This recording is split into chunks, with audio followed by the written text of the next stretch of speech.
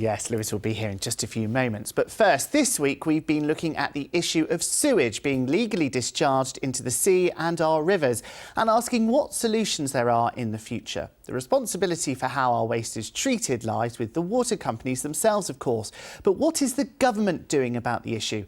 I spoke to the Environment Minister Rebecca Pow and asked her why the government had permitted water companies to do this for such a long time.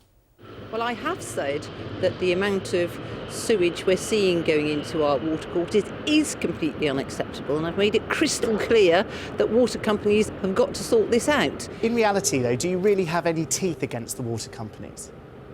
Yes, we do have teeth against the water companies, and for the first time ever we have issued a policy statement, the strategic policy statement to Ofwat, the regulator, saying that they have to prioritise the environment, and as part and parcel of that, they have to ensure that water companies are significantly reducing the use of these storm sewage overflows. Water companies have made huge profits since privatisation, about £2 billion a year given to shareholders. Surely more of that money should have been put into infrastructure, then we wouldn't be having this conversation. Well, I'm saying to water companies that they do need to invest in the infrastructure, and they do need to give somewhat less to their shareholders, and they need to get this situation sorted out. The other thing that is happening is more monitoring and reporting of where these overflows are, how much they're being used and how frequently. And that is the thing that will really be the game changer in highlighting what's going on and ensuring that these facilities are not used to the extent that they have been used. But for years that hasn't been happening. Well, it's going to happen now.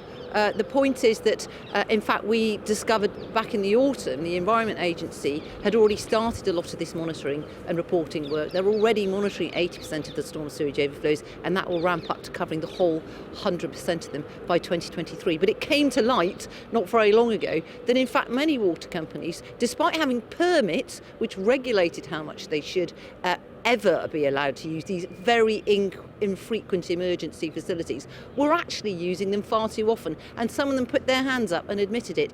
You say you're committed to sorting out the issue of sewage pollution. What's your message to water company bosses watching tonight?